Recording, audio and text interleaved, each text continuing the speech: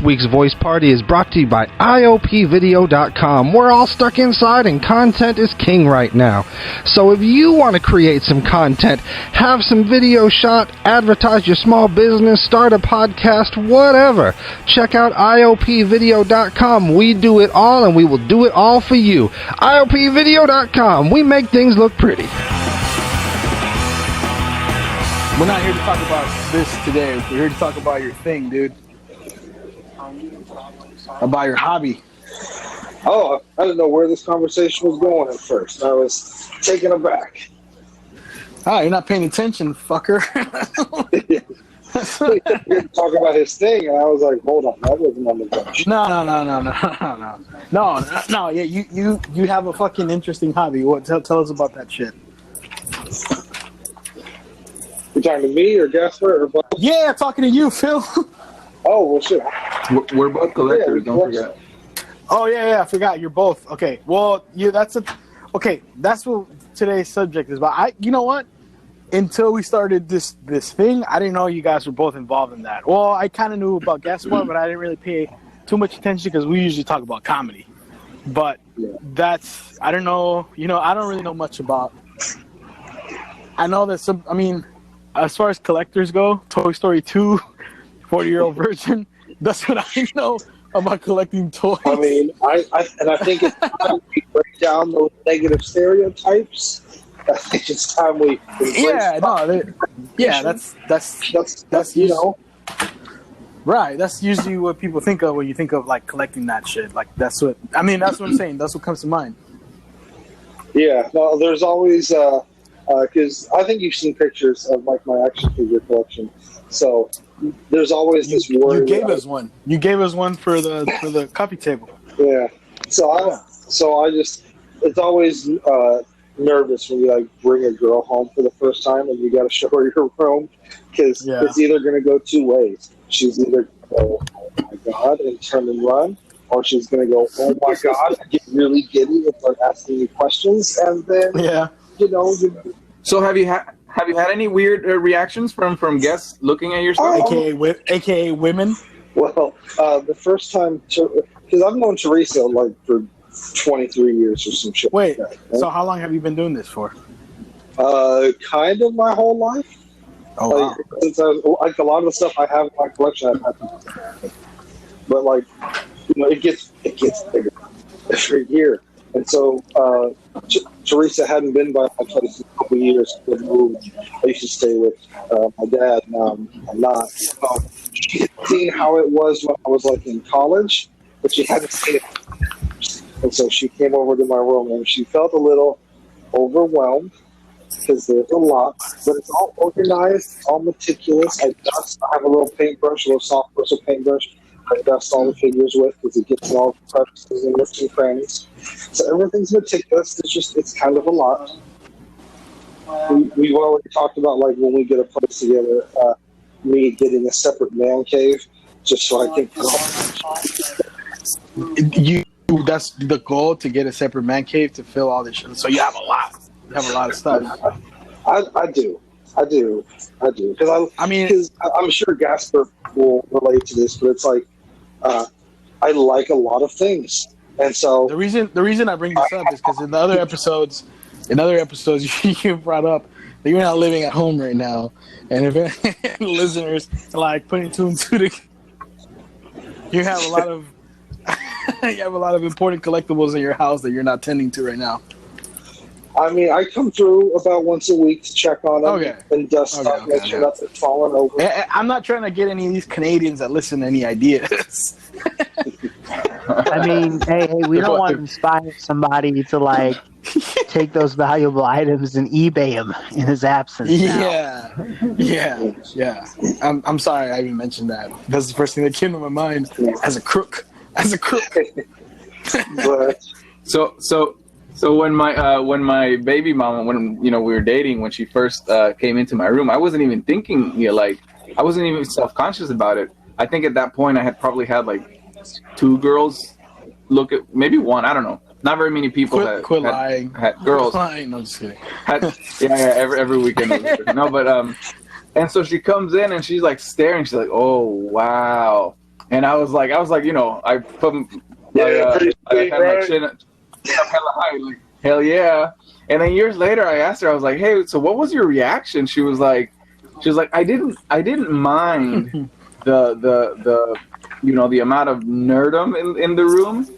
I just thought your stuff was super disorganized, which is true. I'm super disorganized. In fact, she ended up helping me kind of make things look pretty. You know what? But, there's a big difference though. Like, look, all right, nerdy shit. You know, okay, whatever. Like, if I go to your place, and I see a bunch of like Spider-Man shit, all right, yeah, you're a big fan. But if I come to your place and you have hella mannequin heads, and they're all missing missing like the right eye for some reason, you know, some weird shit like that, then I think that's weird. I don't think like whenever, I mean, me personally, if you have hella like comic book stuff as a grown adult, I mean, I don't see that as that weird. I don't know. I mean, you're collecting artwork, you're collecting literature. Yeah. You know what I mean? Like comic books. You have a chunk of hair from all your friends. That's my thing. It's my stuff is super organized. I think I showed you guys some pictures in the group chat. But, you know, so I have like my X-Men shelf, and I have like my DC shelf, and I have my Batman shelf, and I have my Superman shelf, and my Spawn shelf, and like everything has its place. Everything's all meticulous and organized and dusted, you know, because it is, in a way, it's kind of like art, you know? It's like some people spend $30 on a sign that says "Live, Laugh, Love." I got some sweet mint in the box Spawn figures on the wall. It's the same thing when you think about it. Yeah. No, yeah. And you know. So Phil, what? No, go ahead. I just pick it out of my ass. I was just gonna ask, what do you collect? I might have asked that already. Anyway, tell us what you collect. I collect action figures. I'm sure you can relate to it. I a lot of, and so I can't collect everything I like because there's only so much room and there's only so much money. So I kind of have to draw a line on what I'm collecting and what I'm not. I mainly collect like Marvel figures, like Marvel Legends and Marvel Select. I collect some DC stuff. Is it safe to say that if you were a millionaire, you'd have a storage place just for that stuff? So on Instagram, I follow a bunch of other action figure collectors, and like I'm always like saving like pictures of their setup because I'm like, oh, I could do that. Like I want to. Like I saw this one person who had like a big like glass like cabinet almost like a big wide epoch. It's all glass with LED lights in there, and he had all this stuff set up. And I'm like, oh, that looks sick. I would love to do something like that. But yeah, so like there's a lot of things I like. Like I like Ghostbusters, but I can't collect Ghostbusters. And I like wrestling, but I can't collect wrestling. And like I like Star Trek, but I can't really collect Star Trek. I like Star Wars, but I don't collect Star Wars because if I collected everything I liked, it would be endless. So I kind of have to draw a line. Like, okay, this is how deep I'm at. I'm trying not to get too much deeper than this. How about you, Gasper? What do you collect? My biggest collection is video games. The last time I counted, I think I had somewhere like 600 video games, which isn't like the biggest collection out there, but I have sold some stuff, so I don't know where I'm at. I also collect video game consoles, and then I have a lot of soccer jerseys. Well, whatever space allows. Hey, I got a question for you as a father. Mm-hmm. When your kid fucks with your stuff, like, I mean, does your kid get into your collectibles? Yeah. Like, are they work? I don't mean to ask for both of you guys, but what's the most valuable thing you both have? Like, ballpark.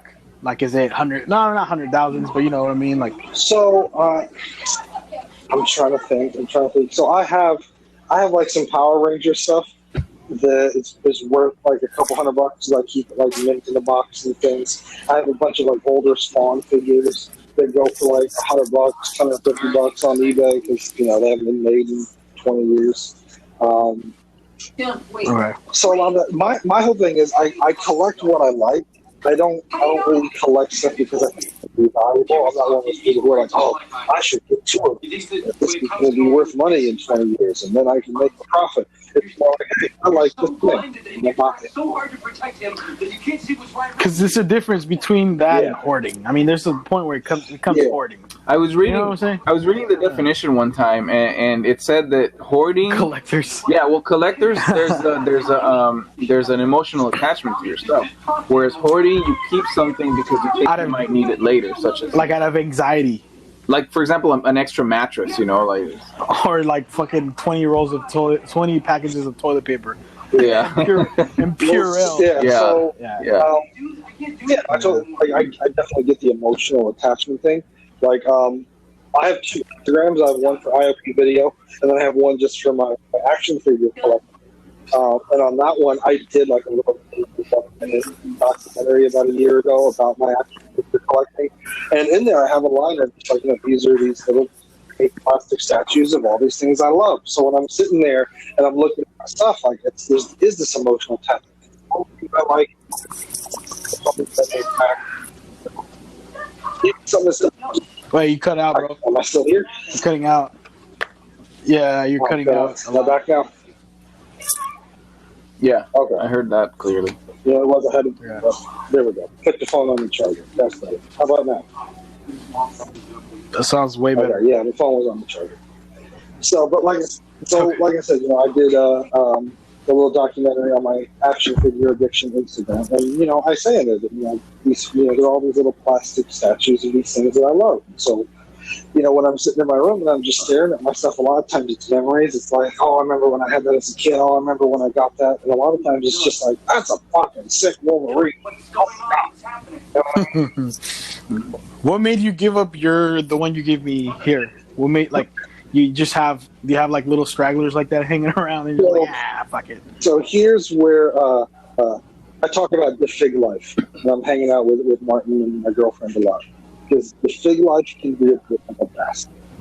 Basically, to celebrate like the 80th anniversary of Marvel Legends put out all these figures of like, classic Iron Man, classic Captain America, classic Thor, all these classic, and they were fucking badass. They were like the most perfect representation you can get. But with Hasbro being a bit of a bastard sometimes, like the Captain America was a Walmart exclusive, so you didn't really get it at Walmart. And the Incredible Hulk, the best Hulk figure that's ever been made, came in a 2-pack with first appearance Wolverine. You want that Hulk? I buy the 2-pack. And I already have brown costume Wolverine, I have Tiger Strike Wolverine, I have Weapon X Wolverine. So I didn't really need another Wolverine, but I had to buy it to get the Hulk figure. So that's why I was like, potatoes, have a Wolverine.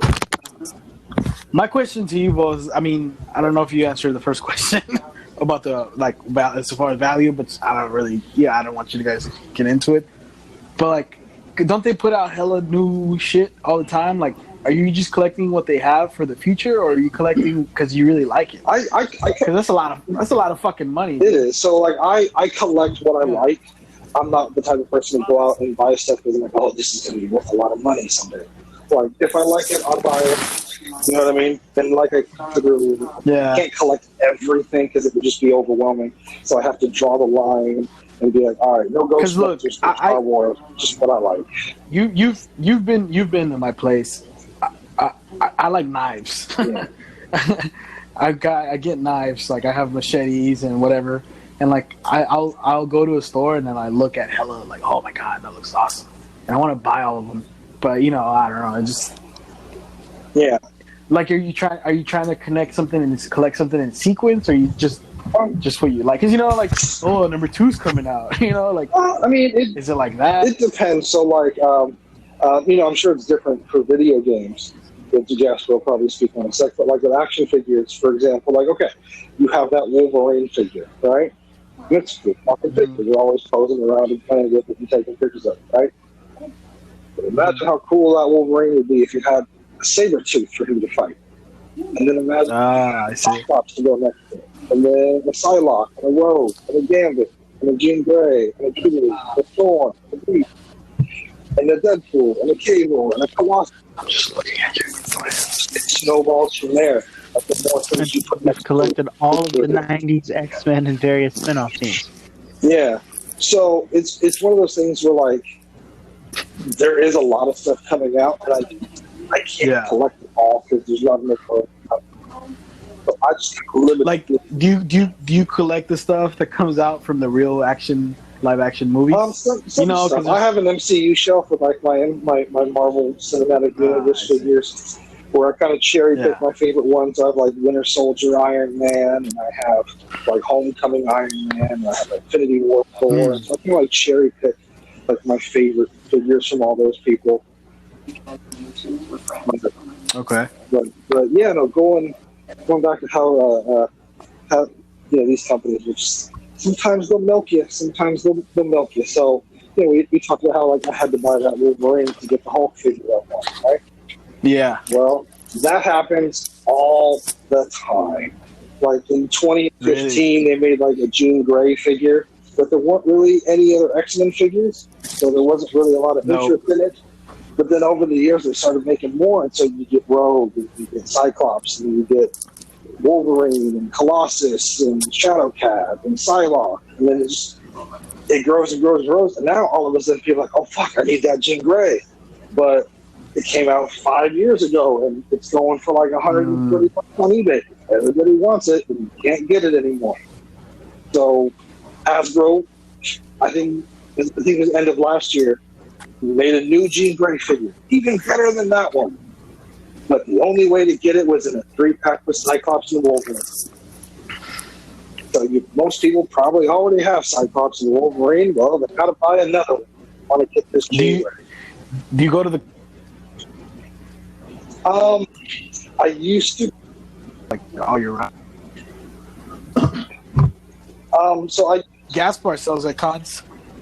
Yeah. So like I used to go to like WonderCon when it was at the Snowing Center.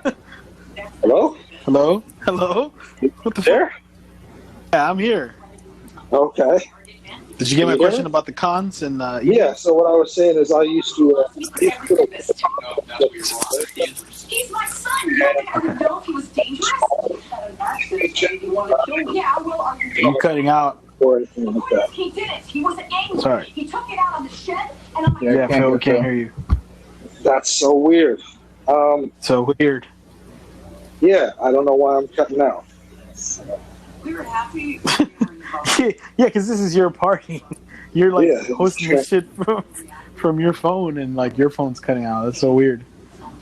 Yeah, that is super weird. And I think Joaquin, we lost him again, huh? Yeah, we got to get him off that Metro. We gotta get him off Metro BCS. Yeah. Or get him some Wi-Fi. That's what he needs. Are you on Wi-Fi? Is that why we can't hear you? I'm on Wi-Fi. Oh, okay. That's fucking weird. But you were saying you were getting into like so I've never gone like trading. It's buying, selling, and trading, right? That's like to get the good shit. Yeah, I mean, obviously, fucking. Yeah, unless you steal it. I don't know why I said that. I'm sorry. Yeah. So stupid. I mean, there is a lot. Like I remember when I would go to like WonderCon and stuff. There'd be really good stuff on the dealer's table where it's like either stuff you missed out on, or stuff that was hard to find, or stuff that's like the Japanese import that you can only get online, but then you got to pay import fees. So, it's the fig life. Okay. What about you, Gaspar? I wanted to say, I actually just, I was telling Phil earlier that right before this. The way you start off, it sounds like you're in court. First of all, I wanted to say, sorry. Oh, okay. You like talking to your fucking jury, motherfucker? I started to get rid of some things right before the pandemic got serious, and some of the things I actually gave them away. And I was like, "Oh shit! Like this is actually kind of cool." Because I never give shit away, and I was like, "I think I want to do more of that." I didn't want to say that I also, just like Phil, I do collect just what I like, but I do keep an eye on what the market is doing because I also don't have a lot of money. In fact, I have very little money. But what I have managed to do is I make a little, actually either break even or make a little bit of profit because I try and find the best deals for things, but then I flip okay. them. And so whatever I get to keep, I usually either break even or Get that. They make get value. profit actually. Previously owned. I can't. Yes. No, right. No. Well, no, actually, I wanted to add to what Phil was saying, or what you both were saying, is that most of the stuff that's being released, it's so mass produced, but the hype that's put on it is artificial. And so, yeah, a company is going to release a toy in limited quantities, and within a very short time, that price is going to shoot up. But these companies aren't stupid. Like, if they see that they can make money off this figure, they're going to reap. Gaspar? Who, me? Yeah. Hello? Hello? I can hear. Hello? I think it might just be you, Jay. I can hear him. Really? I can hear you. Oh, shoot. Okay, I can't hear. I can't okay. Hear you guys. Sorry. I just heard you a little bit right now. Oh, okay. Yeah, well, so a company will reprint that figure, Go ahead. knowing that they can make money off of it, and then all of a sudden that figure. He's been talking for a while, JD. Oh, fuck. I can't hear him at all. You keep I can hear talking everyone over him. else. My bad. I can hear all you guys. Sorry. So yeah, you got to be careful when these companies create artificial, scarcity.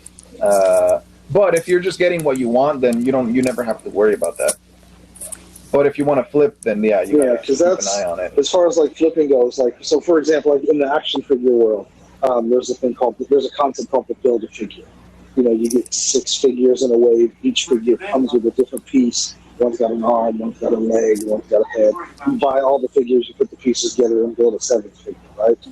So a lot of times the Build-A-Figure is the one that's like most sought after because it's like you may only want like 1 or 2 figures in a wave, but you kind of like to have that Build-A-Figure. So now you either got to buy 4 figures you don't want, or you got to go on eBay and hunt down the arm and the leg and the head that you need. You pay $10, $15 just for an arm or a leg. And so a lot of people will flip Build-A-Figures, and they'll sell them for $80, $120, depending on what it is. And that's a whole thing right there. So you're flipping just pieces to Build-A-Figure, treated Build-A-Figures, and so you can kind of tell who's just trying to be a scalper, who's a legit collector. Because lately Hasbro has been doing this thing where they're like re-releasing figures that are like super high demand. So we had a Spider-Man wave. I want to say it was 2018, and the Build-A-Figure was King. But most of the figures in the wave kind of suck, like Puma and Silver Sable and Shit. And like all these people that push your heart for something.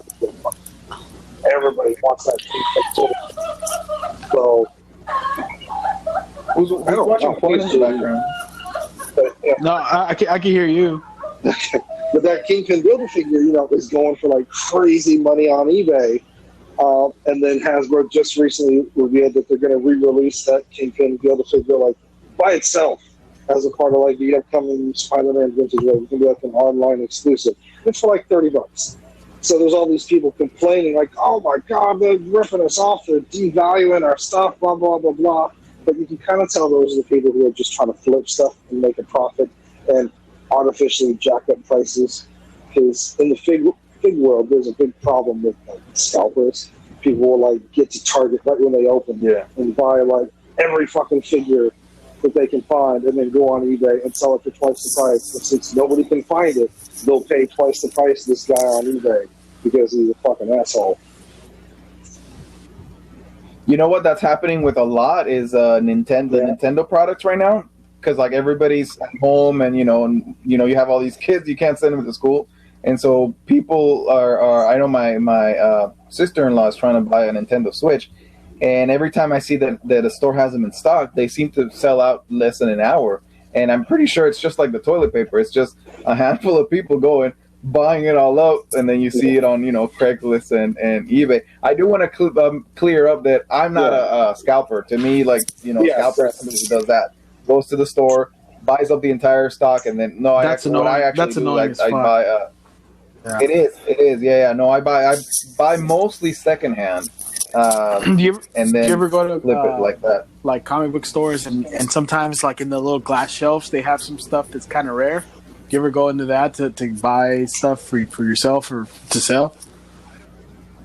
I don't do stuff like that because Okay, it's hard to because some of the flip, stuff I've but seen if at they're- like stand-up comics in El Cerrito, I mean, it's stuff they all get from their locals, and it's like rare stuff, you know. Yeah.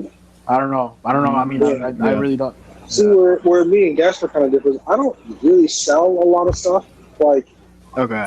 really when I sell stuff is when it's like, I need to make room. You know, like I just started collecting Spawn figures. Well, I got to make room for these Spawn figures. So I had to sell a bunch of Power Ranger stuff online.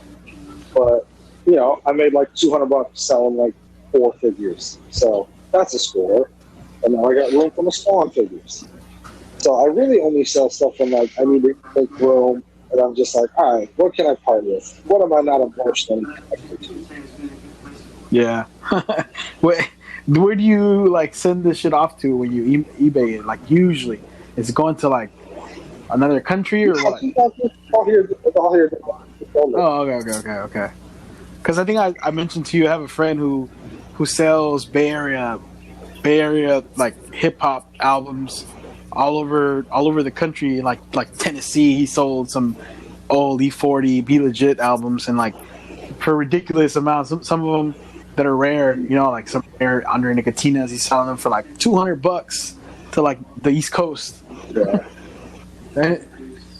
I'm starting to get into like old power metal and Iron Maiden. Sometimes the that genre, and sometimes the U.S. release you can't The find Japanese ones are rare, but you'll find you'll be able to find a Japanese version. I'm also finding like Russian versions. I know that the Japanese ones are super rare and super expensive for like Kiss and like old bands. The Japanese, and because the album cover and I think the album art is all different.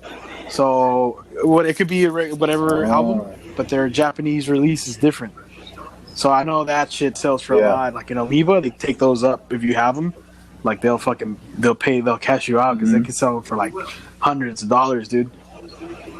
Yeah, even cassettes. Yeah, yeah. See, that's one thing with like everything going digital, with like streaming and everything now. It's kind of devalued physical media, you know, because it's like who buys DVDs anymore? You can just fucking stream it on Netflix or Disney Plus or whatever.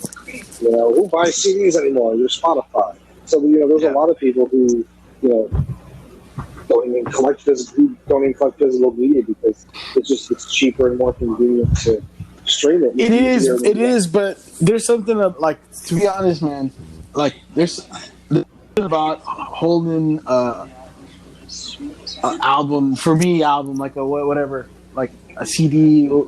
Yeah, it's something about CD. I mean, it's nice and digital. It's all available on your phone. I have fucking hundreds of songs digitally. But there's something about like the album cover or the DVD and like just holding it in like. I totally get that. We were I don't think you were on the call yet, but we were talking earlier about how like I still collect DVDs and Blu-rays because I'm the type of person who will listen to director's comments, who will watch behind the scenes featurette, who milk all this bonus content dry, and you can't do that when you're streaming. And like the bonus stuff, you can't get that on a fucking streaming. Yeah. But I mean, I don't know. Yeah. I'm noticing. Sorry, go ahead, JD. So I'm noticing this trend, right, where like you have something when you're a child, you love it, and then maybe you throw it away or you move and you lose it. But then when you get into your 20s and you have disposable income, the prices on that item that was popular, 15, 25 years ago, seems to shoot up in price. And I know it's happened with like Nintendo and Super Nintendo, where like these prices were crazy this last decade. And then now video games from the 2000s are starting to shoot up, whereas prices from Nintendo and Super Nintendo seem to be coming down. I've also heard that the same happened with Atari, with Beanie Babies, with Star Wars figures. It's nostalgia. People are big on nostalgia. Yeah. And so, for example, like Star Wars, they're re-releasing and they're even making new 3 3/4 inch figures in the same scale as the original Star Wars figures from the 80s. They even have the retro card packaging on there and whatnot to make them look old. Hasbro did that. They recreated the original real Ghostbuster figures, and those are starting to hit stores now. They re-released the real Ghostbuster figures. So nostalgia is super big. People are just big on their childhood and be like, "Oh, I had that when I was a kid." Oh, and it's probably the emotional connection we were talking about earlier. Where it's just like, "Oh my God, I had this when I was a kid," and then you get flooded with all these memories, and so you want to have this thing. Yeah. So I wonder, what's going to be valuable in 20 years that we take for granted today? Because, I figure, for example, Funko Pops, everybody's speculating in the future, on Funko it's going to be memes. Fucking memes. I know, right? I'm not really into Funko Pops. It's not for me. Although I did see a guy on the other day where I'm like, I think it's almost like the Beanie Baby thing. Like, remember when Beanie Babies were all the rage and everybody was walking Beanie Babies? Every store had Beanie Babies. And now who the fuck got it?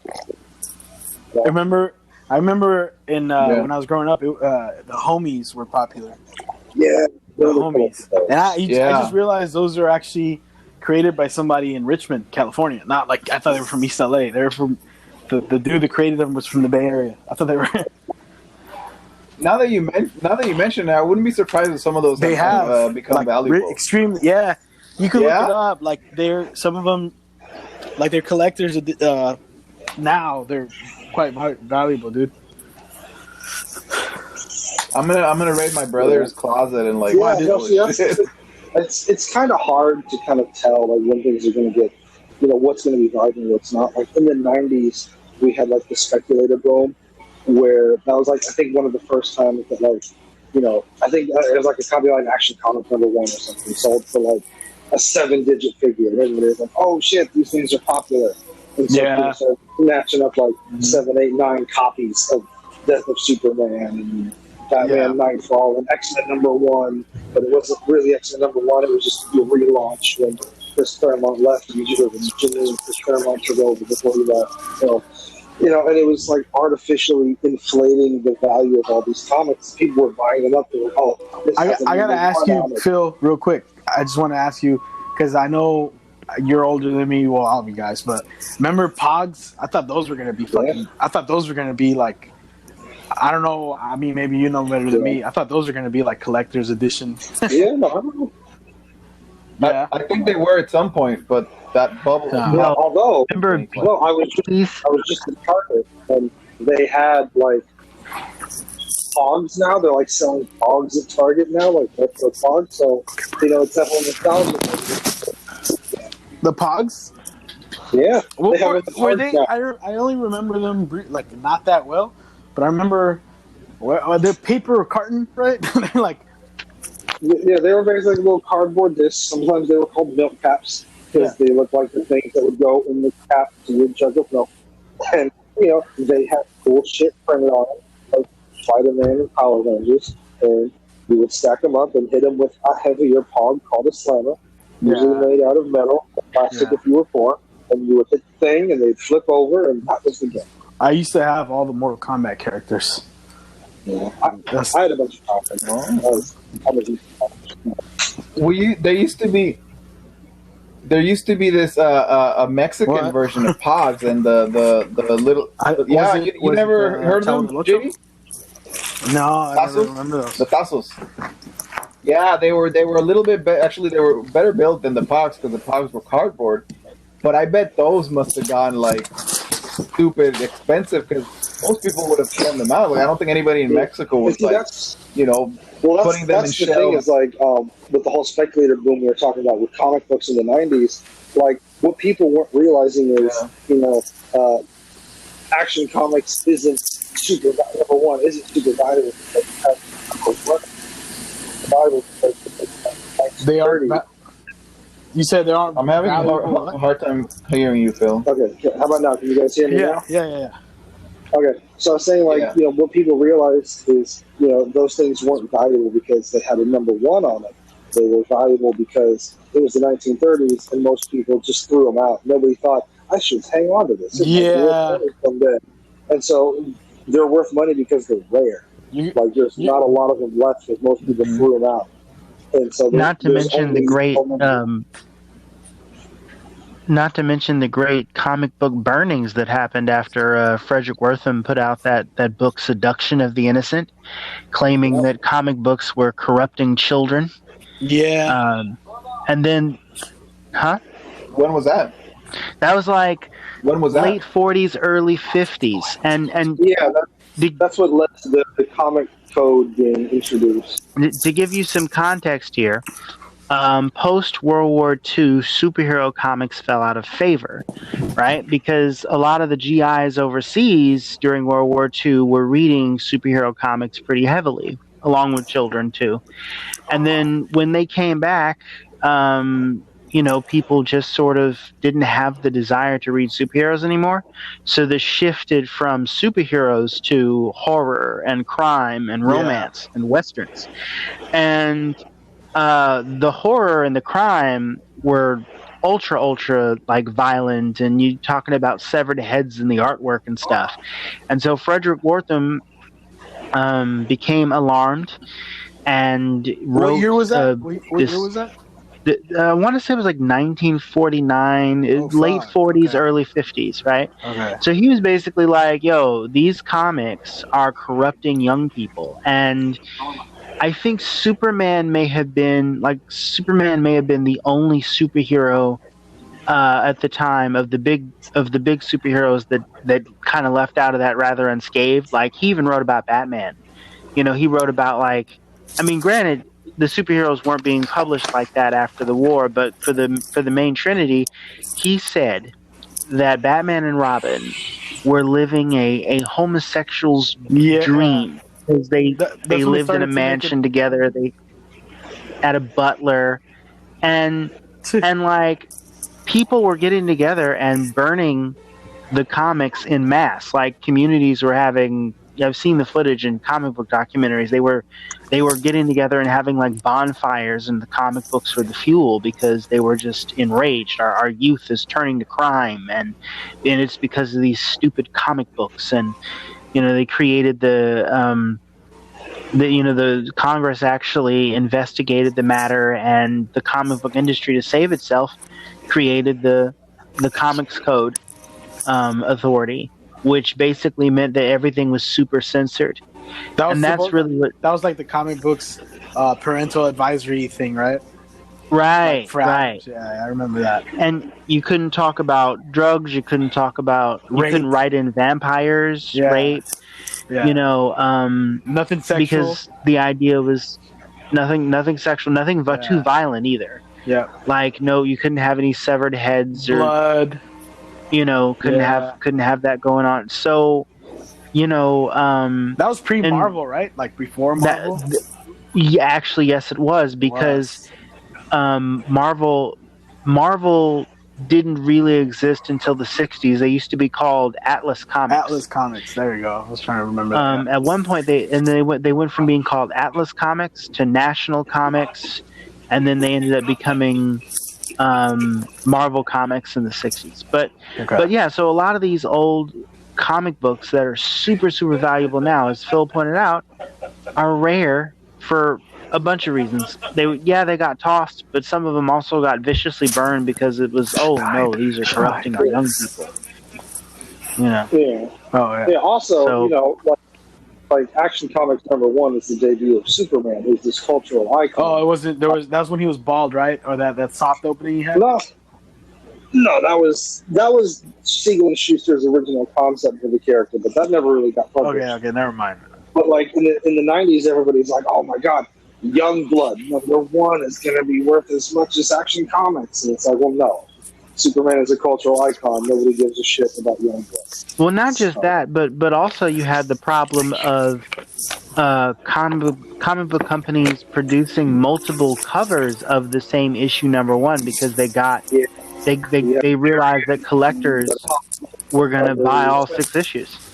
So they not only did comic book companies put out variant covers for the first time ever in mass, but comic book brick and mortar stores were ordering extra copies for themselves, thinking that maybe they could get it on the speculator market.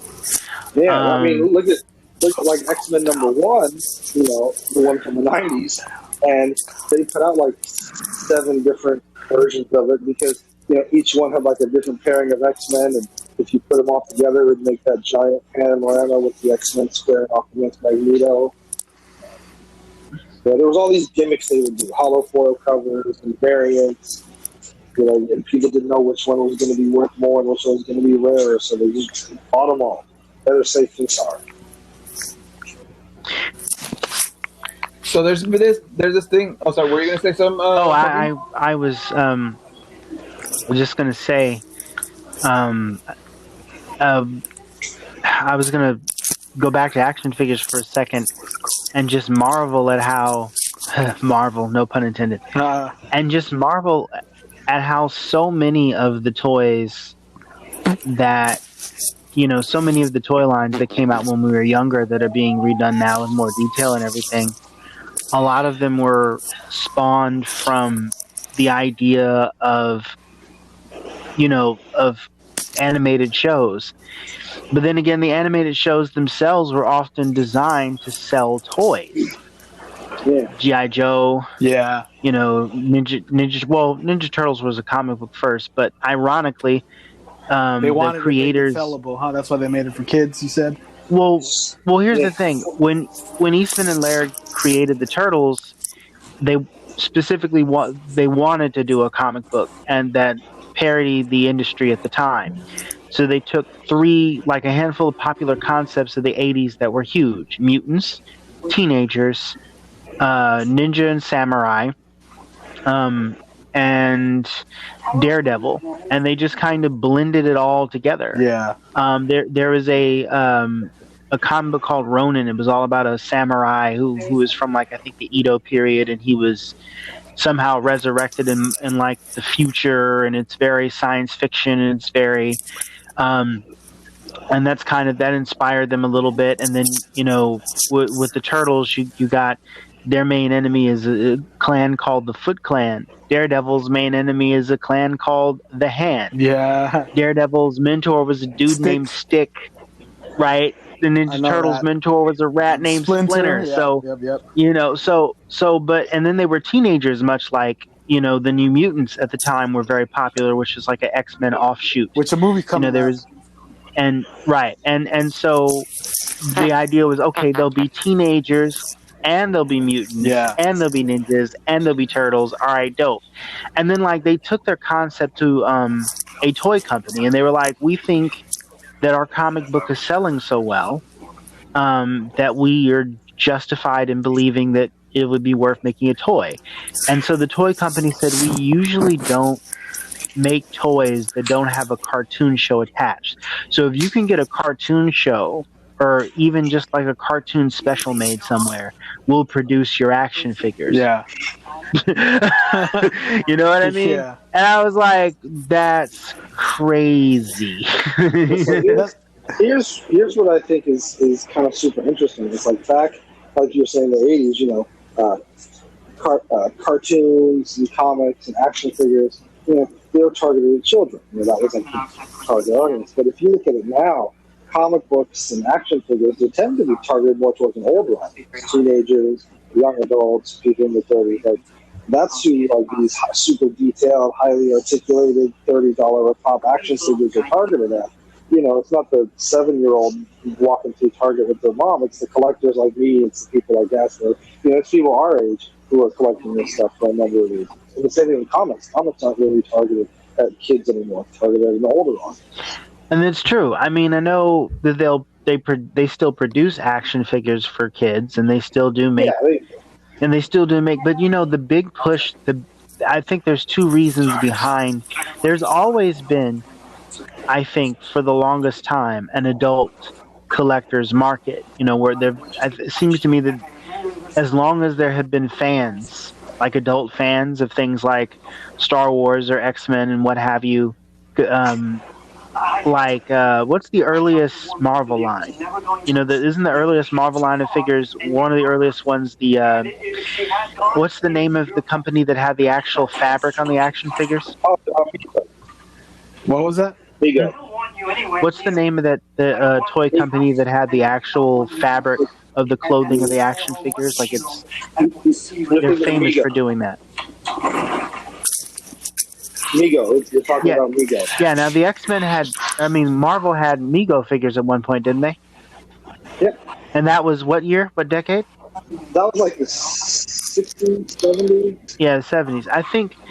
I think adult action figure collecting has been there all along, but it's just gotten so much better because they realize that there's this, and it's grown. And I think that the reason that it's grown bigger than it has been before is because they have these brands that are internationally known through the cartoons that push the brands.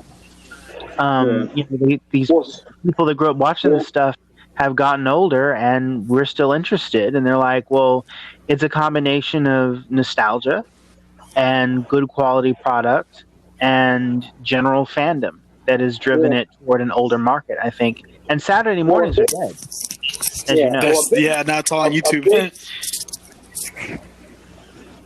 I was gonna say, like a big turning point in that with the whole action figure demographic changing is actually Todd McFarlane. I don't know if you guys realize this, but like Todd McFarlane has his own action figure, his own company called McFarlane Toys that makes stuff.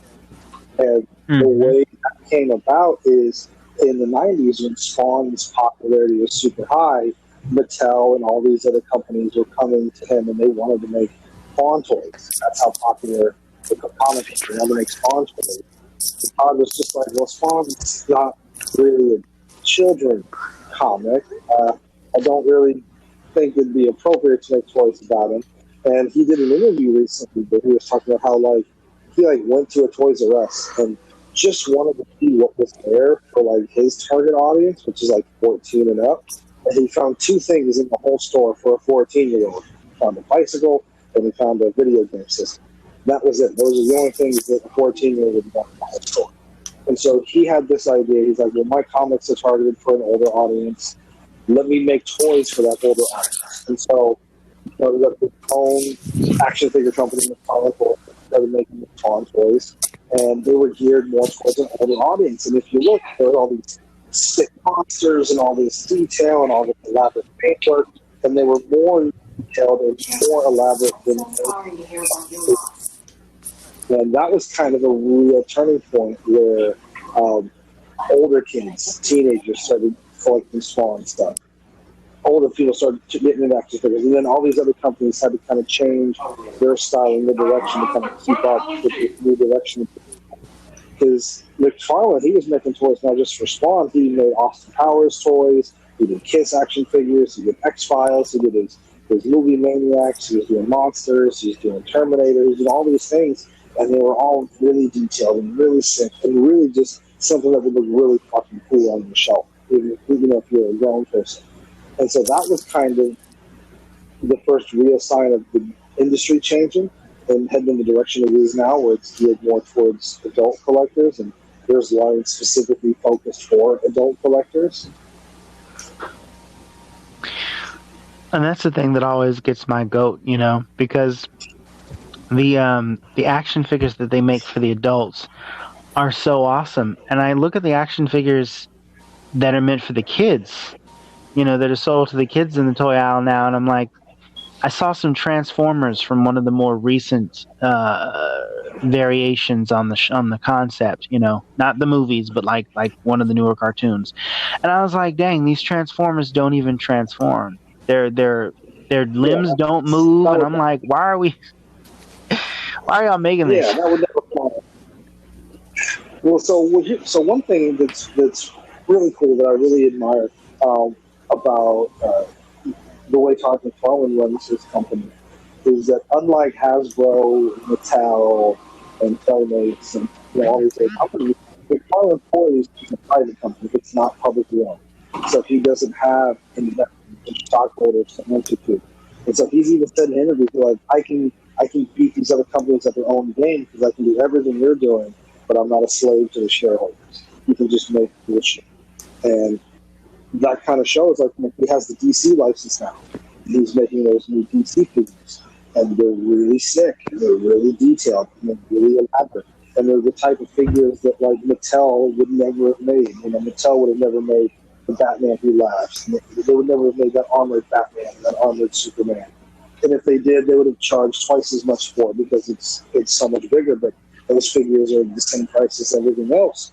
You know, and Todd even said in an interview, he was just like, do I make less money on these armored figures than the other ones? Yeah. Are they fucking cool? Hell yeah.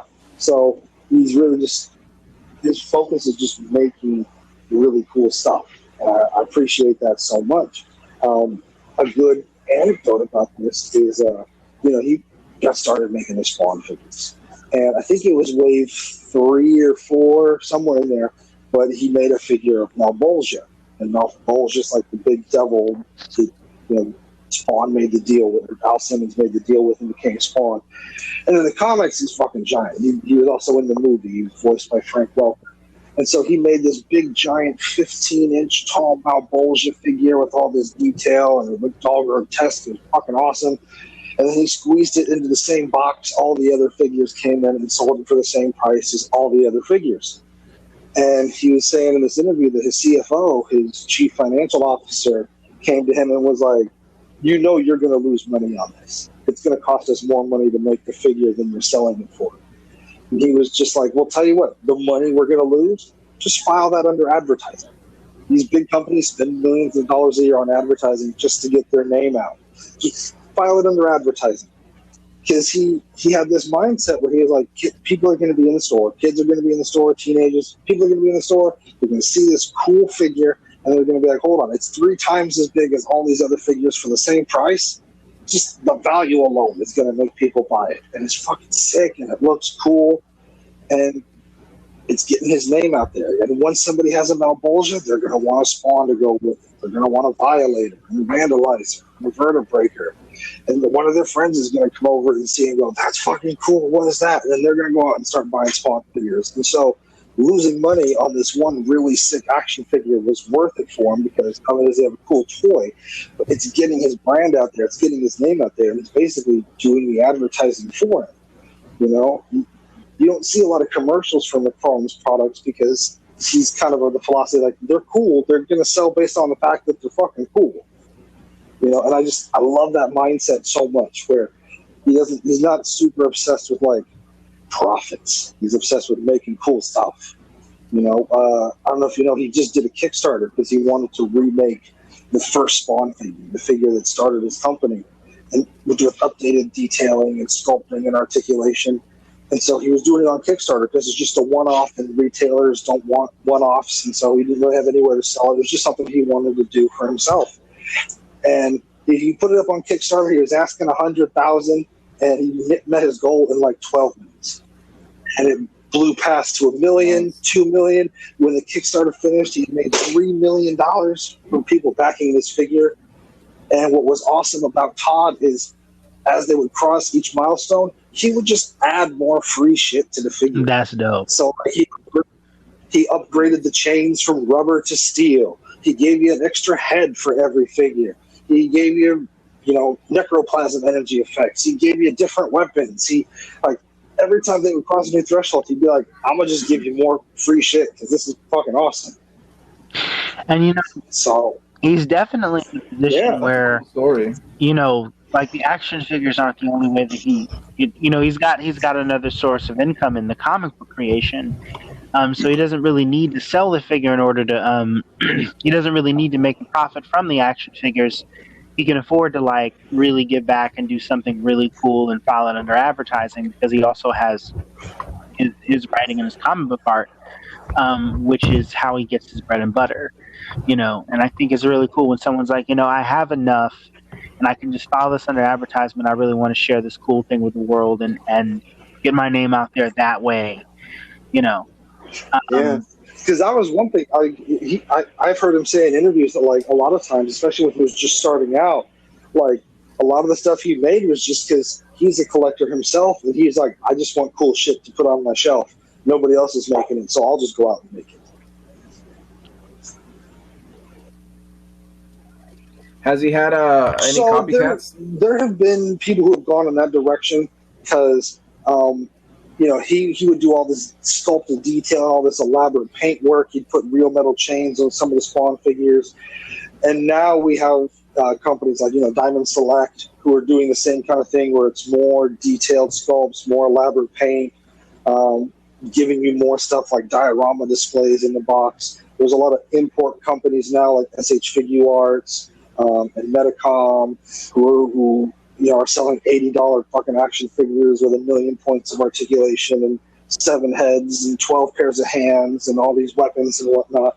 So the whole industry has kind of changed and gone in that direction where it's not just about like selling $5 action figures to little kids. It's let's make some cool action figures that we can sell to adults. And you really didn't see that before Todd McFarlane started doing that. Nice. Yeah. So I've hearing him talk like that, it's just like, you know what? I never want to take IOP to go public. I want to stay a private company so I can do people shit and not be a slave to investors. Yeah, I agree. I totally agree with you on that, man. So sorry about that. I mean, most movie studios are they are private.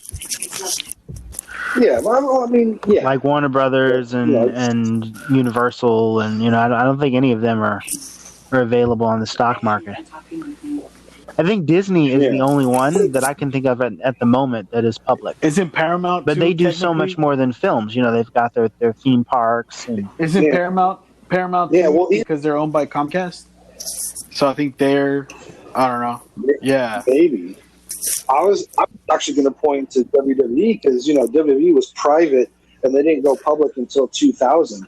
And once they had like shareholders to answer to, then like a lot of the raunchy, racy, extreme stuff they were doing got scaled back and actually ended up going PG with the advertiser friendly and kind of like everything they do like that's what I read an article about. If they're owned by a cut, like they have a bunch of shareholders. I mean, even without they have to make like their I wouldn't have thought of them as a film studio, but they do have films for. Are they still making movies? WWE? They are, yeah. They do. Yeah, they do. Yeah, they do have a film studio. I often forget about that. They have that Bruce Lee. It's them and Disney. I really. It's hard to think of them as a film company, but that is an aspect of what they. And I think even Vince McMahon had said, I think it was in a documentary or something, where he had said that what we do here is make movies. Beyond the Mat. And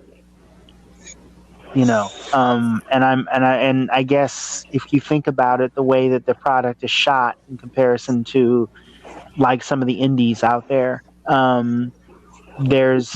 there's definitely a production quality. I guess you could make the argument that there's a cinematic aspect to watching World Wrestling Entertainment. But I think. I was gonna say, let me loop this back into Gasper though. Like Gasper, what trend of the entertainment industry? Like, I'm not a hardcore gamer. I play occasionally. I got one early, I'm playing Spider-Man on the PS4 right now.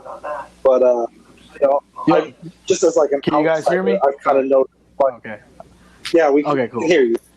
But like, I've kind of noticed that like the video games have gone more to push DLC and microtransactions and season passes and just milking every dime out of their customers, which I'm not really a fan of. Like, what have you noticed in the video game industry as far as like collecting those and how it's doing whatnot?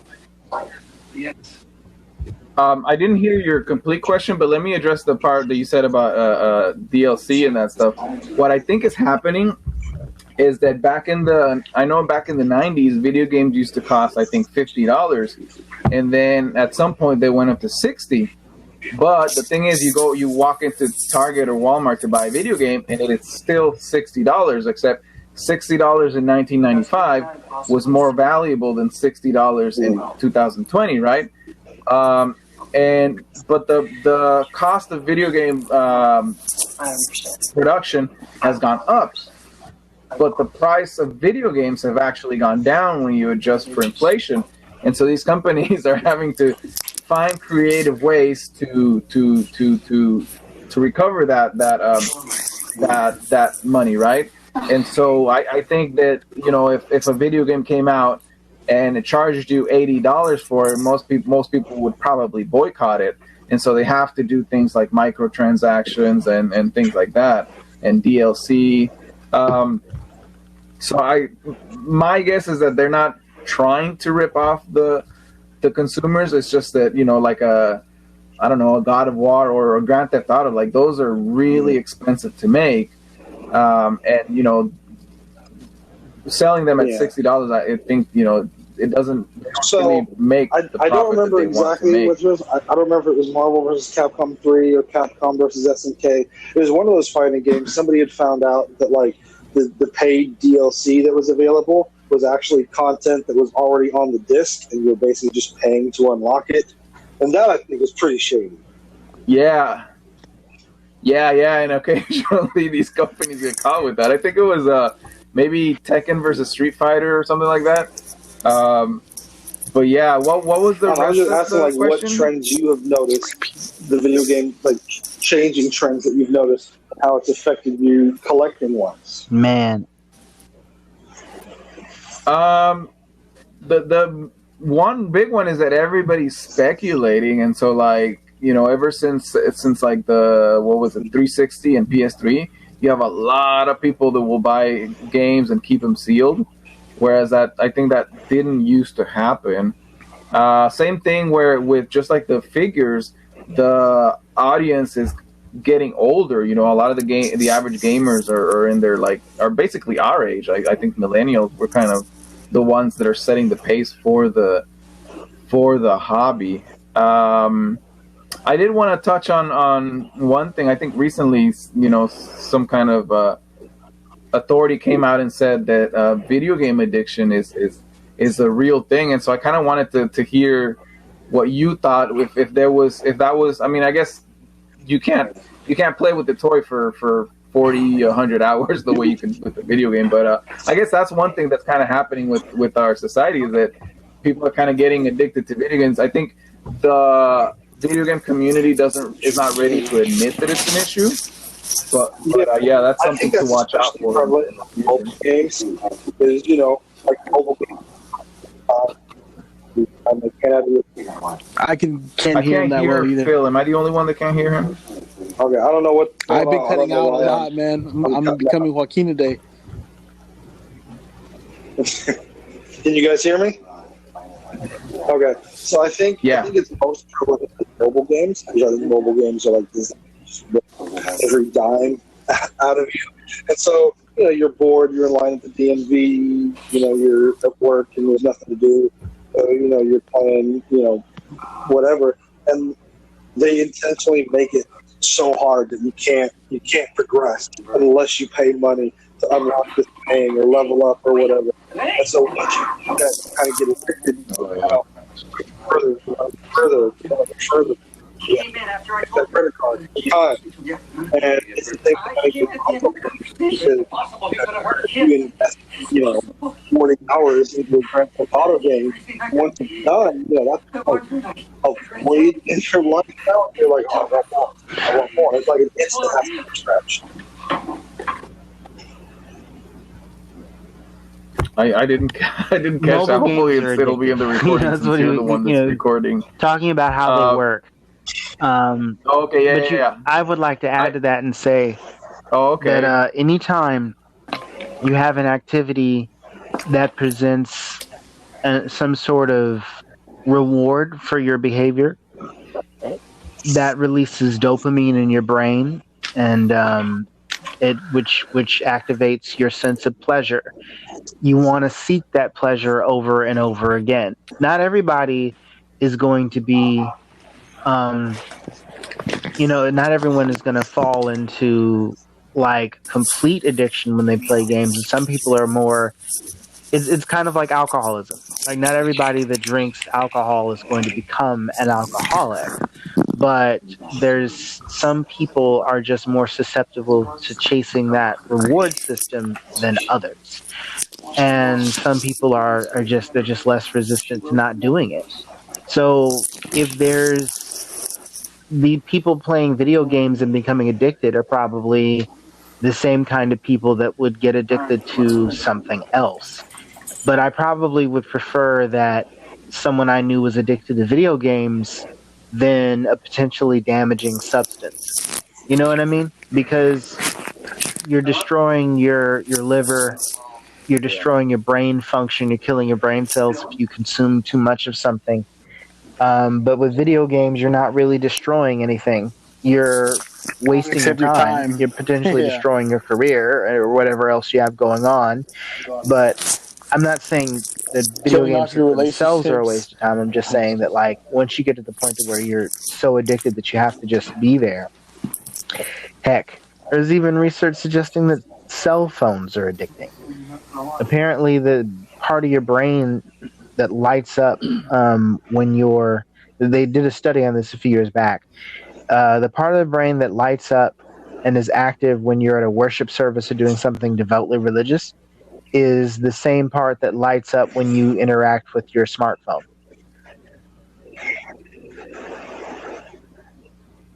Now I wonder, is that regardless of whether you're on That's a social good media or question. Say making that calls and texts, or I'm not. I think it was just the idea of interacting with the smartphone at all.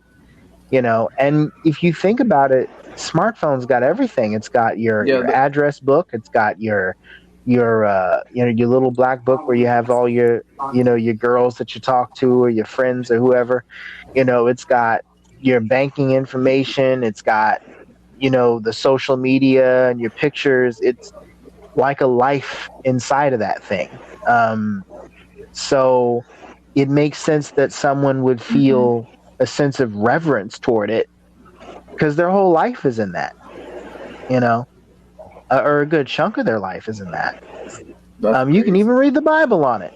You can download the Bible and read it right on your smartphone. So, oh yeah, I haven't actually sat down and watched television like on a TV in my house in years because I'll just watch Netflix or Hulu or YouTube or something. Everything or the CW app. Everything I need is on this app. The only thing that I do. There's only two things I do entertainment wise or study wise that don't necessarily that have nothing to do with this phone. I still have books that I'll pick up and read because I do prefer to have like a book in my hand and read it. I haven't yet converted over to reading digital comics, although I'm tempted to subscribe to the Marvel All Access. Marvel has like a unlimited thing where they have like all their comics from the 60s on up available for you to read for subscription. Is something like $10 a month. Like I was tempted to do that, but I still like the feeling of having a comic book in my hand, of reading a novel in my hand. And then the other thing is actually going to the movies. Like, don't get me wrong, I'll watch the occasional movie on a streaming service, but I more or less use streaming services to watch series. I prefer to go to the theater and watch a movie. It's a different feel. But yeah, stuff's addicting. And my goddaughter has she's got all the latest basketball, the NBA 2K20, 2K19, 2K18, and I notice, if I'm not mistaken on that game, you can buy your character stuff in game, like shoes and stuff, but you're actually spending money, video game money that you purchase with real money.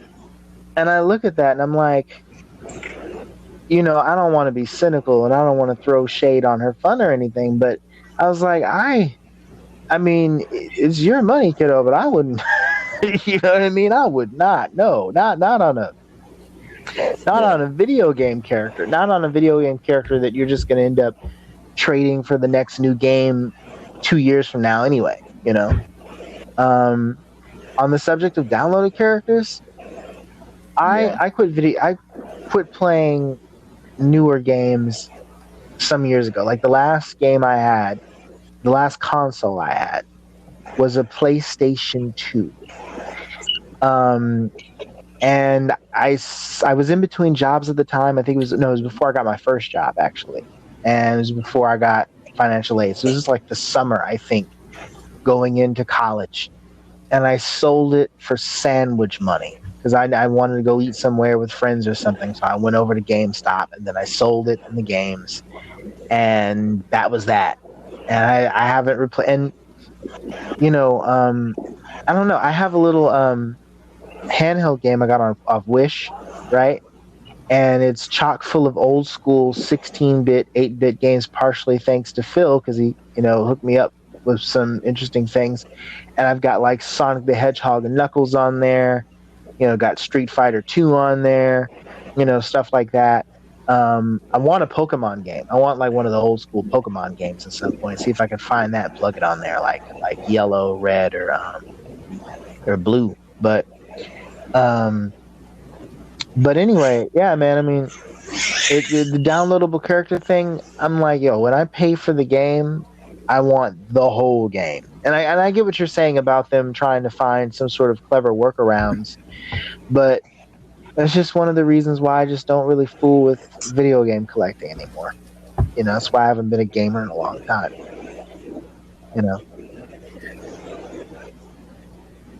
I do think we're gonna move on to answer Phil's question from earlier. I do think that we're gonna move on to subscription based. A lot of there's a lot of companies that are trying to do it. I think Google Stadia is based solely on subscription. Because I think that might be easier in some of these companies, like to just kind of get have money coming in every month. Also, so. It cuts down on your cost because you're not having to mass produce all these box art and ship stuff out to retailers and deal with the retailers taking their cut. You're basically just you're cutting out the marketing, the manufacturing costs, and then you're offsetting that also with the steady income. Well, the thing about digital is that I think it's viable here in the U.S., but there's a lot of parts of the world that at the moment I think still have to depend I can't remember which country it is. I guess it's somewhere south of the border. It's either Central or South America. They're still making Sega Genesis games, like brand new ones out there. No, it's Brazil, yeah. Sega Master System. They're still making games for the Sega Master System in 2020, and it's like new titles coming out. And I think that's so dope. And that is crazy. Honestly, I'm such a nostalgia bug. There's some things that like the new advancement comes out for a form of entertainment, and depending on how different it is, I might just I don't know. Like, I don't play the newer video games because it's all digital now and download. And there's something about, and the idea of subscription-based video gaming, it just doesn't appeal to me. There's something about, the box art, taking it home, and the excitement of opening it up and sticking it into your device, and there's something about that era, and that I find charming and cool and interesting, and just... You know what I also miss? Going to the arcades, man.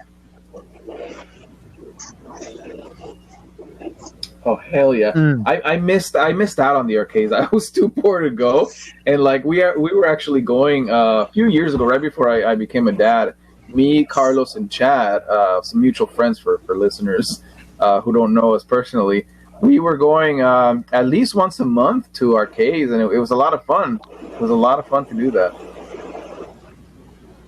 There was one in, I think, Alameda. There was one at SS There's State, a place that I want to go to. It's called like High Scores, I think. It's out in Alameda. Yeah, I think they've got more than one. I think there's like one in Hayward and one in Alameda. But they've got like a bunch of '90s, '80s cabinets, video game cabinets, and I was like, oh man, I gotta go sometime. I think it's one of those like you donate to get in. I don't think it's tokens. I think you just pay a certain amount and you go in and you get to play. Dude, we should go. Yeah, This is I think Voice that's the Party one we field went trip. Yeah. Hell yeah, dude. I loved it. I loved going there. They had some really cool games. A lot of Neo Geo, a lot of like Street Fighter, a lot of like 80s stuff. Some of the like. What do you say, Phil? I don't know, vector graphics. I'm down. But yeah, there's just It's over. I mean, the other thing too, moving everything digitally. The last thing I'm gonna say about moving everything digitally is you lose the sense of. I mean, it's all well and good if you're playing by yourself, and I realize that online play has been a thing. Look at World of Warcraft, right? I mean, but there's something about getting together with a group of people in the same room, or even the same house.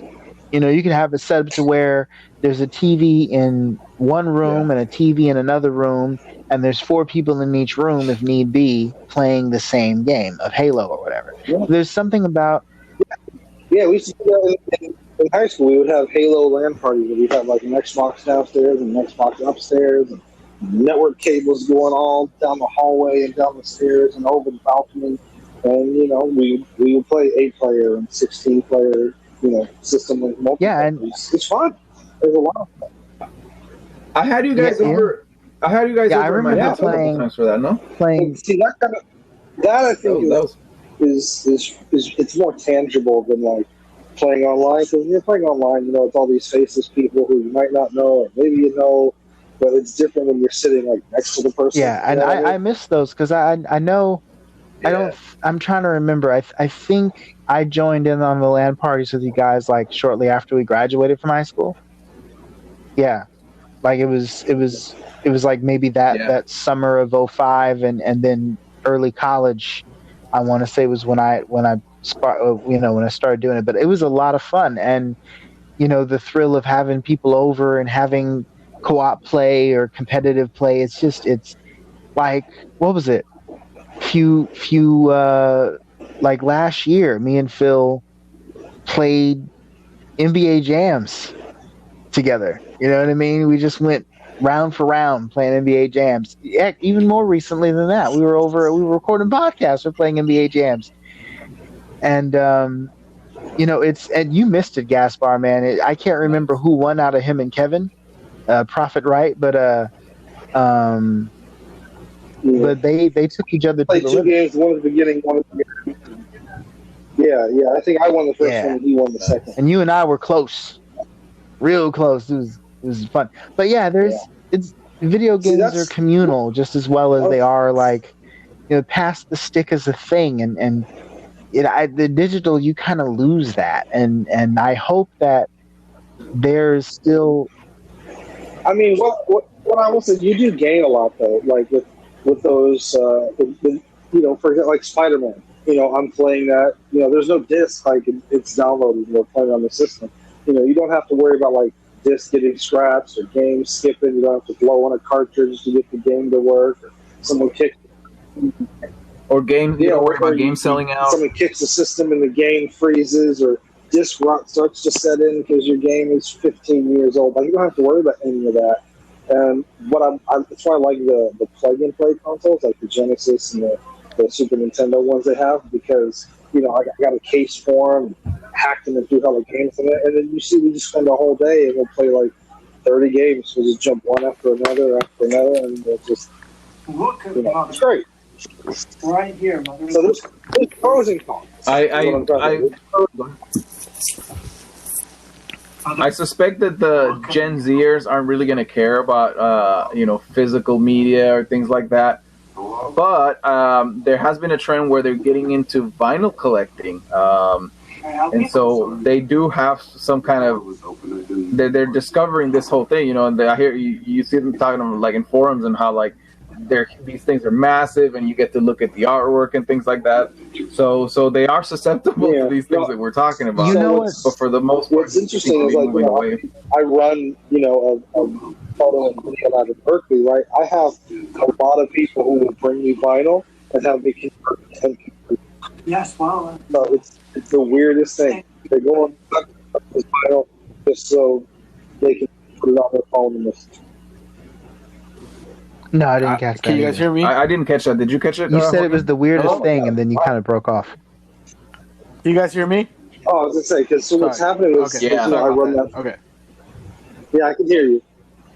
Yeah. Okay. But like, I run a photo and video lab, and I have a lot of people who bring me vinyl and have me convert it to MP3 form so they can listen to it on their phone. Oh. That's like a side job you have? Job is running the photo and video lab. Yeah, because I don't have any freelance gigs at the moment to pay my rent. Gotta have that safety net. Right. But yeah, it's this weird thing. People go out and collect vinyl and then not even listen to the actual vinyl. They just have me convert it to MP3 form. And I'm always just like, well, why even bother this one? Might as well just download the album or something. But when you buy like old school vinyl, I know that they still make vinyl print of some. There's some record labels that specialize in something I found like maybe 5-6 years ago that I got mildly excited about because I'm a bit of a music nerd in a way as far as trends and things. Vinyl, there was a resurgence in vinyl maybe 5-6 years ago, and there are some record labels that were exclusively releasing their music on vinyl only. And the same thing with cassette tapes. Cassette tapes had a resurgence a few years back, and there's still some labels that only produce their music on cassette tapes. And I was like, talk about niche, right? Like stuff like electro pop, punk bands.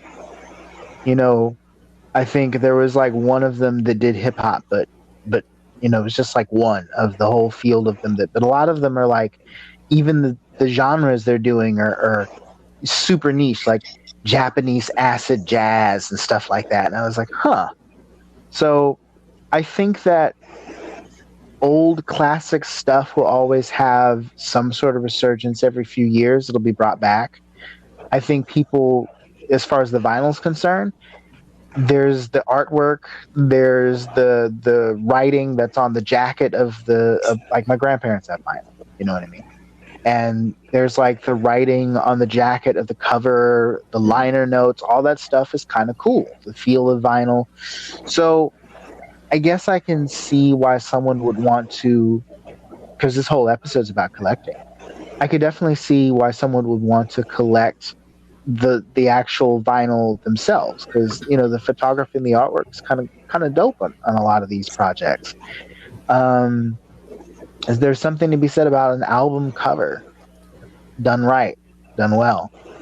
Speaking of going back to our previous discussion about arcades and collecting, how do y'all feel about, I'm not sure the names of the companies that are putting these out, but how do y'all feel about these at-home arcade machines that are popping up all over? Like the Ninja... Oh, the like they've got the Ninja Turtles, I think, and Street Fighter, and they're just out there. Like, I think you can find them pretty much anywhere, right? Toys R Us, not Toys R Us, I'm sorry. Like Target, I went to Walmart, a guy's house that he had, homemade. Walmart. What you guys think about those? I think those are kind of cool.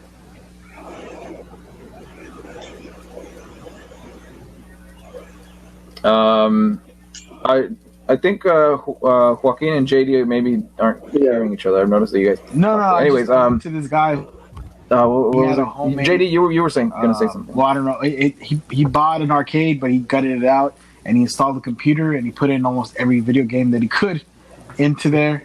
Is he talking? Yeah, have you guys? Is that like a thing? Yeah. Okay. Yeah, that's super popular. Yeah. Right.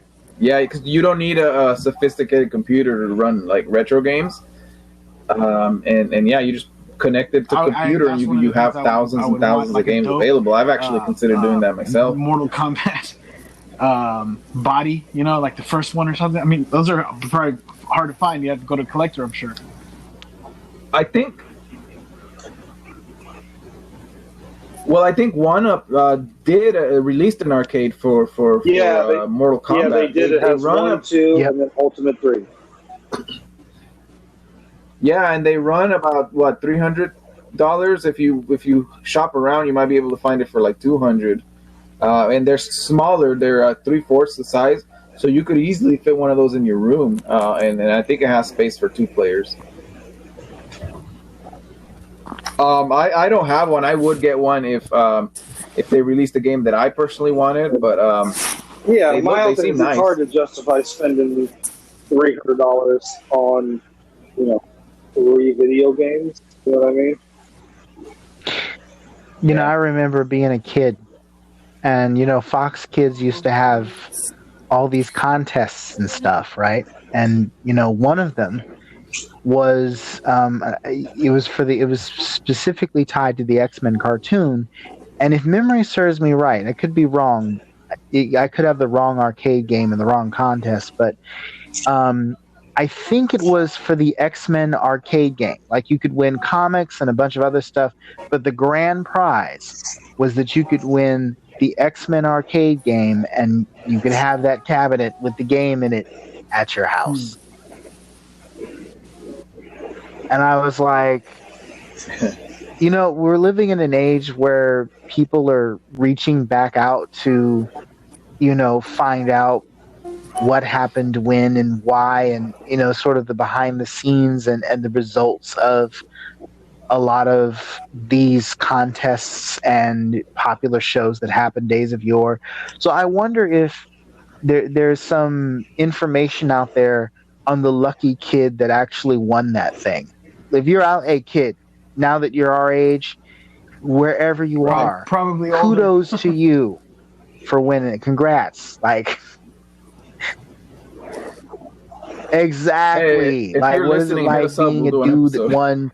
Actually, matter of fact, if anyone has won anything, like I think Nickelodeon used to have like the shopping sprees where you could run around in Toys R Us and as long as you could shove stuff in your cart before the time ran out, you got to keep whatever it is that you could smuggle out of the store within a certain time frame. There were tons of stuff like that. So anybody that won a contest or was on one of the Nickelodeon sports shows or live action game shows, like, hit us up. We'd love to talk to you. Shoot. Yeah.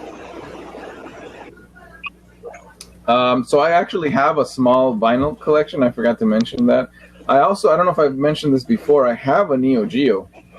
It needs a couple of things repaired, but it's so much fun. Like I said, I missed out on it, but it's so much fun when even if you're getting your ass kicked by the computer. Yeah, a relic of a bygone era, Mm-hmm. All right, well, gentlemen, we've been going about an hour and a half here. I think this is a good one. It's a good time to call it an episode. How about you? All right. All right. Yep.